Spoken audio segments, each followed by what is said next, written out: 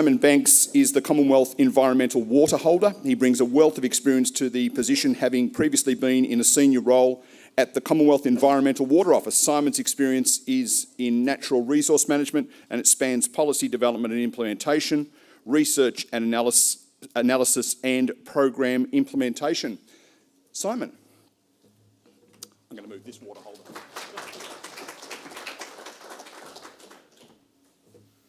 Great, thank you, and good morning. It's a pleasure to be here today, and I, really value that I've been invited to speak today. Just before I start, I would like to acknowledge and pay my respects to the traditional owners of land on which we're meeting today, but also more broadly across the Murray-Darling Basin. I'd like to acknowledge their ongoing contribution in managing water for the environment and recognise the importance of empowering First Nations peoples so they can continue to care for country. I'm speaking today in my role as the Commonwealth Environmental Water Holder. While we aren't irrigators, we share many similarities. We use the same kinds of water products and entitlements, and are subject to the same rules, fees and allocation processes. I recognise that each irrigation enterprise is unique and different, and what we do in managing large volumes of water across the entirety of the Murray-Darling Basin will not necessarily translate into smaller scale local operations of many of the audience today. But we are all dealing with a variable and changing climate, and we are all dealing with varying degrees of uncertainty, which influence our planning and decision making. And I'm happy to share our approach to managing this. What I'll be taking you through today is a bit of CHU 101, or Commonwealth Environmental Water Holder 101, how we manage our water and what options are available to us, including use, carryover and trade, the extensive planning and research that goes into our decision making, as well as the science and monitoring.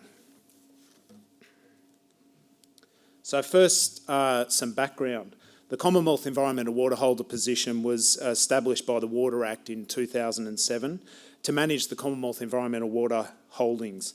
This water is used to protect and restore the rivers and wetlands of the Murray-Darling Basin. Water is delivered when and where plants and animals need it most, including to some internationally significant Ramsar wetlands. As the Environmental Water Holder, I'm fortunate to be supported by a highly qualified and diverse team across a variety of fields, including environmental and biological science, engineering, natural resource management, communications, engagement, research, project management and business services. The Commonwealth holds 2,899 gigalitres of entitlements. The amount of water available, like irrigators, varies each year depending on how much is allocated to our entitlements by state governments. However, the long-term average annual yield of our portfolio is 2,001 gigalitres. The water is a mixture of entitlement types held in valleys across the entire Murray-Darling Basin. The water entitlements are valued at almost $4 billion. That's based on their purchase price. We manage 124 different entitlement types in 538 water accounts across 28 catchments.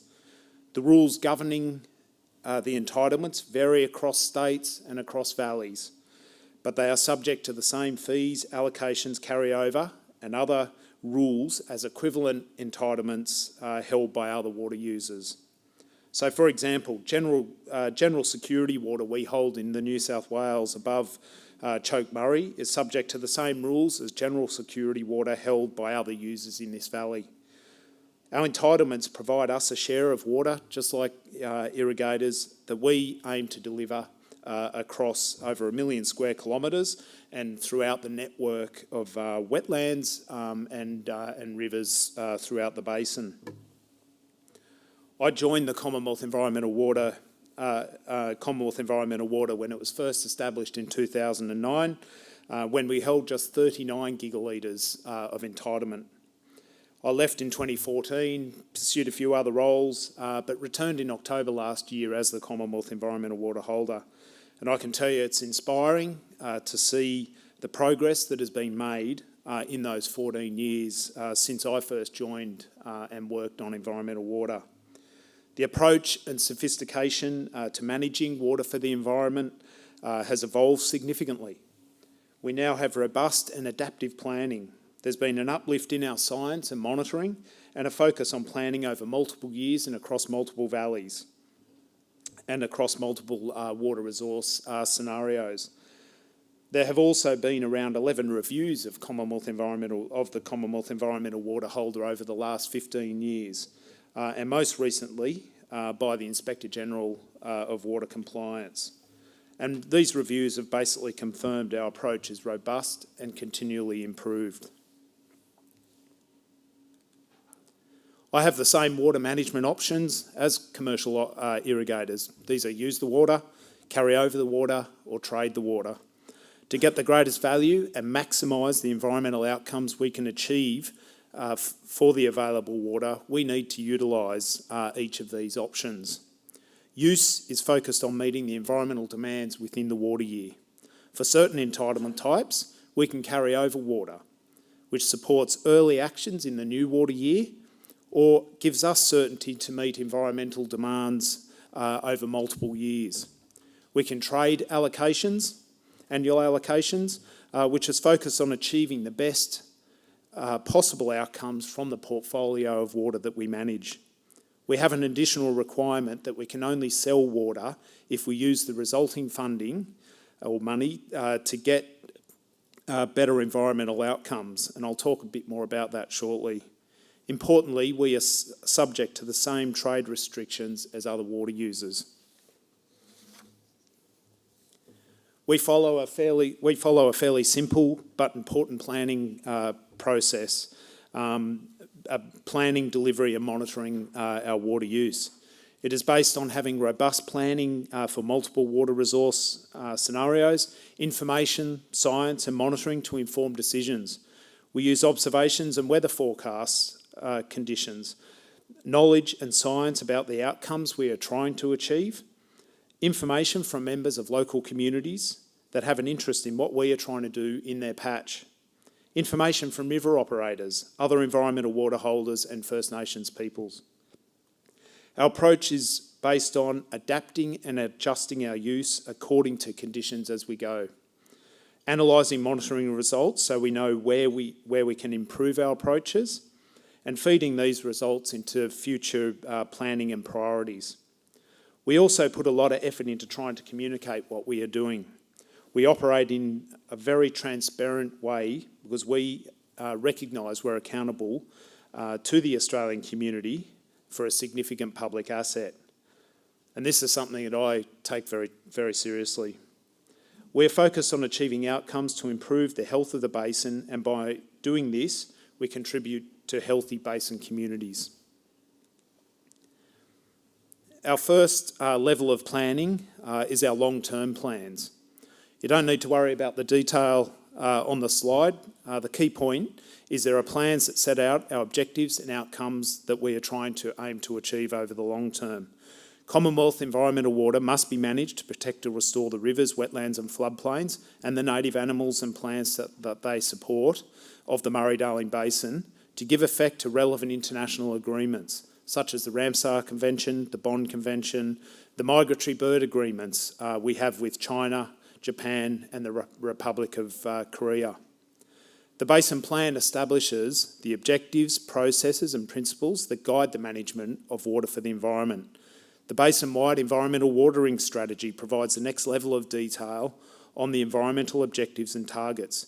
It describes the environmental outcomes expected over the next decade, focused on 4 components: river flows and connectivity, native vegetation, water birds and native fish. As a Commonwealth Environmental Water Holder, I must act consistently with this strategy. At a very at a valley scale, long-term watering plans are prepared by basin state governments. These plans identify key rivers and floodplains in each valley and the objectives, targets and environmental water requirements for each river or floodplain. They provide the key information on the long-term environmental water requirements within the valley. The key thing with both this planning at the basin and valley scale is that we have clear objectives and guidelines for what we want to achieve over the long term and what success looks like. Based on these long-term plans, each year we develop annual plans, and that take a range of variables into consideration. Similar to irrigators, we consider past year's outcomes, current conditions, both at a landscape and water of the landscape as well as water availability, and forecast conditions, be that from the Bureau of Meteorology in terms of rainfall or state governments in terms of like our allocations that we might receive. We need to consider what water the environment needs, which will differ across wetlands and within each individual wetland. We also take into consideration advice from the robust science and monitoring we have to inform our actions. Community and First Nations input, which include local water advisory groups, and risks, in particular third-party risks. As an important aspect, of course, is the collaboration with water holders, river operators and state water managers, local communities and First Nations. This is not just about collaboration on what use, but also our science and monitoring work as well. We develop plans in each valley, as each one is different, with different water availability, different rules, state rules that guide our use, ways to access and measure water use, whether it be dam releases, pumping off stream or having entitlement flow targets met. We publish our annual water management plans each year. This year's planning documents I expect will be published in August and will be available on our website.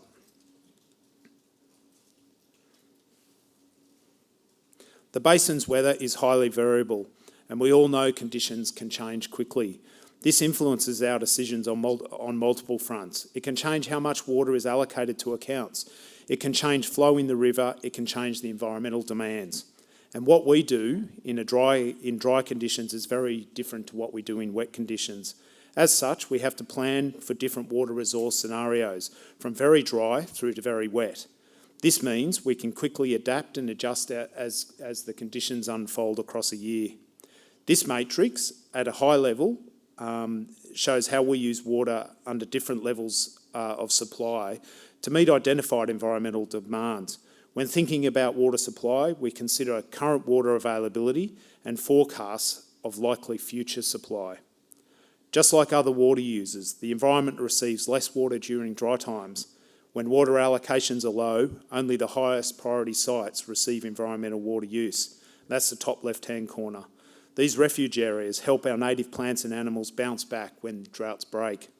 In wet conditions, we look to achieve broader landscape outcomes and overall look to improve environmental health.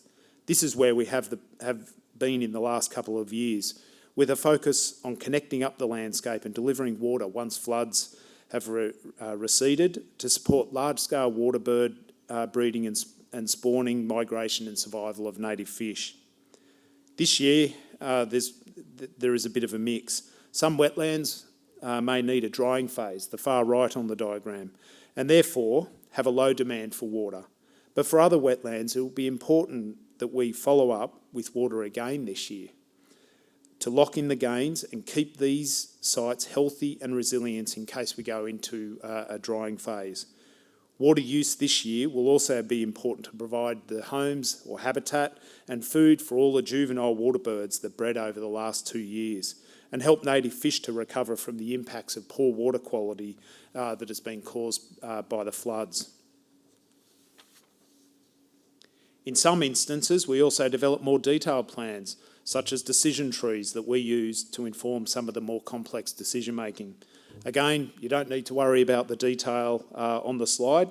The key takeaway is that there are different triggers, be it at river height, inflow conditions and or time of year, that are used to help inform decisions on when and where we use environmental water. These are particularly useful for the Murray River, and they cover different locations and different times of year. While our decisions are guided by these plans, it's not a set and forget, nor are they prescriptive, and they can never cover every single scenario. The importance of adaptive management and adjusting to new information is a critical part of our operation. As I mentioned earlier, in addition to water use, carryover is another important tool that we use. For certain entitlement types, we can carry over water that supports early actions in the new water year and gives us certainty to meet priority environmental demands in the next water year. This is similar to irrigators that carry over water to ensure they can finish off a winter crop, for example. Carryover rules are set by states and vary markedly for different entitlement types and in different water plan areas across the basin. The carryover limits, account limits and use limits apply to entitlement holders, including the Commonwealth entitlements. As a result of the rules, no water holder can fill up dams to the exclusion of other water users. Rainfall and inflows are a more important determinant of whether a dam spills or not the choices of individual entitlement holders. When I reflect back on my previous time in environmental water between 2009 and 2014, at that time there were criticism about our carryover. While we have looked to try and explain why we carry over water and provide regular updates on our website about the volumes we hold in any given valley, there is still regular misinformation reported in the media of us filling up dams and causing flooding. This is simply not correct. While we are finalising accounts from last year, we expect our carryover this year is about 960 gigalitres across the basin. This is a large volume compared to each individual water holder. But it does only represent about 4.3% of the basin's public storage capacity. This is not filling up dams and causing flooding. We use carryover just like other irrigators or other entitlement holders, and typically we carry over a similar percentage as other water users. For example, in the New South Wales Murray General Security accounts, New South Wales water agencies have indicated they are expecting most users will have full carryover accounts, or about 50% of their entitlements. In comparison, we've carried over around 20% of our New South Wales General Security entitlement into this year. All this information about our use, our carryover, will be published on our website as they are finalised in the coming weeks. Complementary measures are also important. While water is an essential ingredient for a river or a wetland, it is not just about adding water. The need for complementary measures is depicted well in this series of photos of Barmah Forest from spring 2017 during a watering event using Commonwealth Environmental Water. The first set of photos is a series of time-lapse photos in Barmah Forest within one of the major ibis breeding colonies. The birds at this rookery abandoned their nests following disturbance by feral pigs. By using technology such as time-lapse cameras, we can gather information about what may be helping or hindering the outcomes we are trying to achieve. With this information, we can adapt our environmental water accordingly. For example, over the last 2 years, we've been able to maintain water levels at key breeding sites to protect the nest from pigs, foxes and other predators. In another example, also from Barmah Forest, the local CMA set up 10 hectares of grazing exclusion zones in August 2017 to deter horses, pigs and other pests from getting to the moira grass within the fence zone. The photos up on the screen compare the sites along the fence boundary after one of our watering events and clearly show the impact of that feral animals are having on the vegetation. This evidence is very valuable. Using this information, the CMA has since expanded the size of the exclusion fence zone, and the Victorian Government has developed broader management plans for feral animals in Barmah Forest. So these complementary measures are important to achieving the outcomes we're aiming for. As mentioned earlier, in addition to water use, I've gone back to the wrong one. And this brings me to the final piece around trade. In trying to get the best outcomes possible, we sometimes sell annual water allocation and use the funds to invest in complementary measures that enhance the outcomes we get from environmental in the long term. I'm subject to the same rules and regulations as other basin water entitlement holders when it comes to transfers and trades of annual water allocations to achieve and the aim being to achieve the best possible outcomes and value from the Commonwealth Environmental Water portfolio. The Water Act also places additional obligations on me that I can only sell water where it can result in improved environmental outcomes. There are a range of environmental activities that could potentially improve the capacity of the Commonwealth Environmental Water Holdings to meet the objects of the relevant environmental watering plans and enhance the outcomes we're trying to achieve. Infrastructure upgrades that improve the efficiency of environmental water delivery. Projects that help restore and protect native flora and fauna populations and habitat. Research that improves scientific knowledge to help inform the delivery of environmental water, and projects that incorporate traditional knowledge into our environmental water planning that will produce both environmental and cultural outcomes. A recent example of a project we have funded this year is the Tea Gardens Fishway project, jointly funded by the Victorian Government and ourselves, and constructed through a partnership between Golden Murray Water and the North East Catchment Management Authority. The project supports threatened and endangered native fish species. Finished in March 2023, it has opened up an additional 270 kilometres of habitat and refuge in a river that supports one of the most significant populations of native fish within the Murray-Darling Basin. It allows fish to move unencumbered through the system, increasing spawning opportunities and improving the diversity and helps ultimately with opportunities for recreational fishing as well. We plan all our flows using the best available science. We also work with local communities, First Nations, scientists and state partners to monitor the effectiveness of water for the environment. To better understand how plants and animals respond to environmental flows, we have invested substantially over $100 million in independent scientific research. This is really important. We have over 13 years of experience now based on good science and monitoring.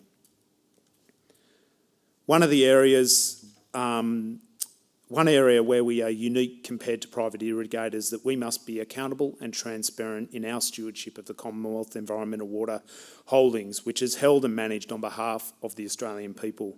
So what does accountability look like for us? We know we manage a multi-billion-dollar asset on behalf of the Australian people.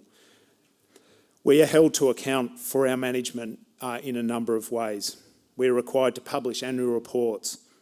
I'm required to appear at estimates at Parliament House 3 times a year. We report to the Murray-Darling Basin Authority every year as required to meet reporting obligations. We attend advisory committees, customer advisory committees and other water forums. We've been the subject of 11 reviews, which I mentioned earlier. And we order water and river operators are then...